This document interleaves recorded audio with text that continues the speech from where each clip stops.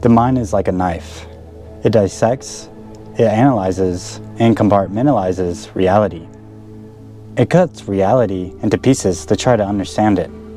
The problem is, most people do not realize this.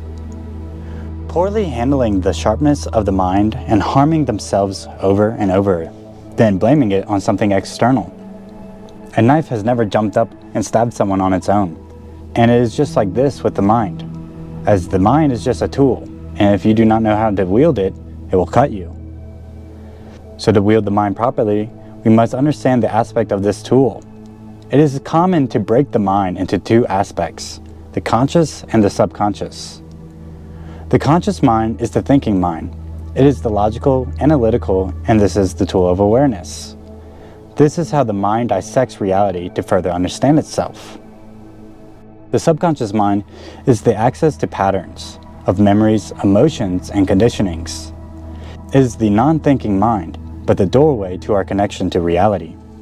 Predominantly, people do not know how to utilize their mind, in which why they are stabbing themselves, as they have created attachment and identities claiming they are the mind, rather than understanding it is the tool. The same tool in which one tries to identify and attach as the mind, it is the same tool in which one can become skilled using the mind. As it is the conscious mind's ability of pattern recognition to see how the subconscious mind is communicating, as it is just revealing the patterns through emotions, memories, habits, and conditionings. Utilizing the tool of the conscious mind of pattern recognition is the key to mastering the mind, bringing the conscious awareness to the subconscious, the subtle aspect of the mind. This is what meditation trains one to do, as it is to get into the state of observation, watching the patterns flow and being able to recognize the patterns, as it is the act of observation that allows one to respond rather than react. This creates further distance from identifying as the mind, as you are not the mind. It is merely just a tool. This increase of distance is how one can utilize the mind rather than being utilized by it. But the mind gets tricky. As you sharpen this tool, you're also sharpening the aspect in which creates these illusions of separation, attachments, and identities. As the game begins to become subtler and subtler, as one unravels the patterns, habits, and conditionings.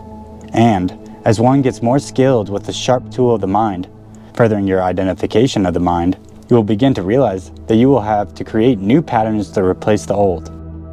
So to replace the patterns you do not want to experience with patterns you do want to experience. To replace these patterns consciously is how you can escape the rat race of the mind. As to replace the unconscious patterns with conscious patterns, such as from eating unhealthy to healthy, or from doom scrolling on social media to meditating or exercising. This is why so many people feel so much better simply by starting to eat healthy or exercising, as they have been able to see these unconscious patterns that no longer serve them and replace it with one that does. Science reflects this understanding, as science is just the study of patterns, a byproduct of the sharpness of the mind. In psychology, there is a term called the ego, which has many different types of definition, but it is Carl Jung's definition and understanding of the ego that helps us in the pursuit of mastering the mind. Carl Jung splits the mind further from just conscious and subconscious to further try and understand it and explain it. Carl Jung believes that the ego is the center of consciousness, but not the center of the personality, as it is the ego that creates the sense of I or me, as it is the aspect that identifies. This ego can also be understood as the voice inside your head.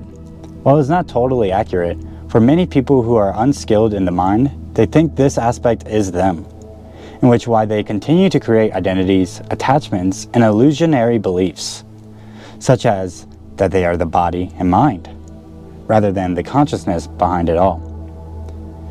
The ego is only a small aspect of the mind, but a useful tool, as this is usually referred to as the aspect of the mind that allows communication between the conscious and subconscious. This is why the word ego and mind can often be interchanged, as the ego is just a further dissection, further confusion, and an illusion of the mind itself. As the ego, the mind, is tricky, as it knows all aspects of you. So we'll continue to try and keep old patterns through many means, replaying these patterns. As it is the mind that wants to keep control and try to understand everything. And to keep control would be to replay these patterns. This is a great tool. It is what separates us from all other animals on this planet, self-awareness. But as all things in nature evolve, for the evolution to continue, it is to go beyond the limitations of the mind.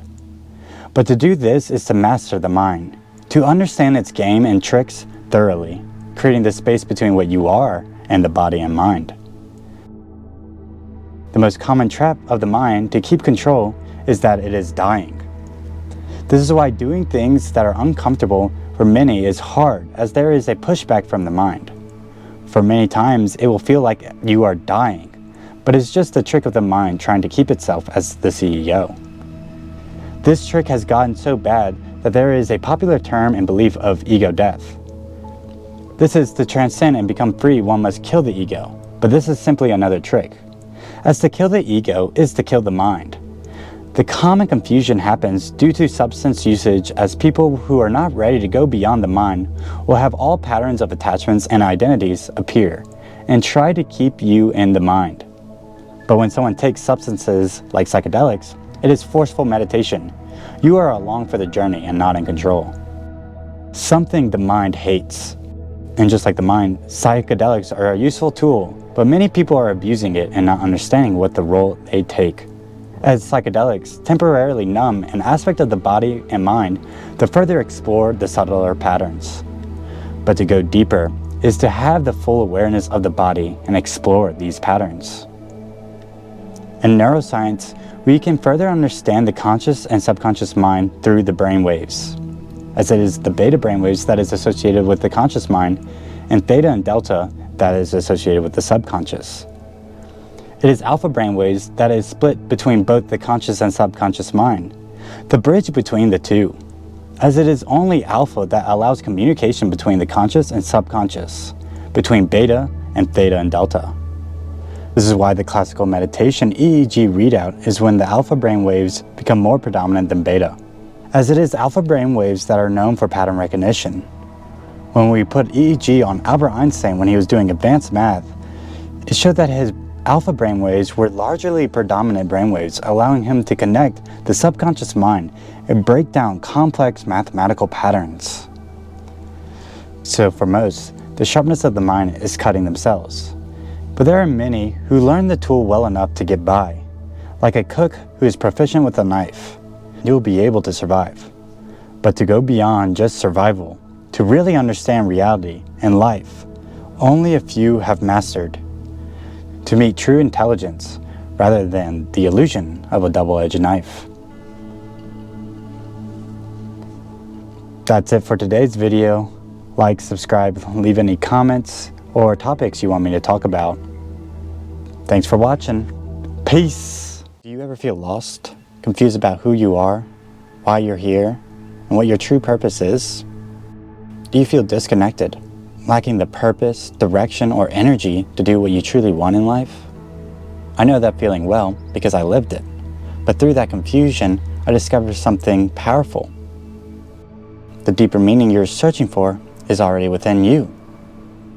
The problem is, most people are never taught how to access it. That's why I'm dedicating my life to help others reconnect with their true self, to understand what life is really about, break free from limitations, and master their energy. My name is Ellis-Hernandez, and my journey began with a powerful awakening after a long period of depression and disconnection. And since then, I spent years diving deep into spirituality, science, philosophy, and energetic mastery. Through practices like meditation, yoga, qigong, holistic health, and a lot more, I've learned how to activate my energy, live in effortless flow, and follow my true passion. Now, I help others do the same. I work with people who are ready to break through, align their soul's purpose, and step into the most vibrant, awakened version of themselves. If that's you, I offer personalized one-on-one coaching to guide and accelerate your transformation. I also offer online courses designed to unlock your potential. And I have a YouTube channel filled with powerful insights to guide your journey. You don't have to stay stuck, and you don't have to keep searching. The path is already unfolding. Are you ready to step into the life you are meant to live and master your own energy? Click below to begin the journey today.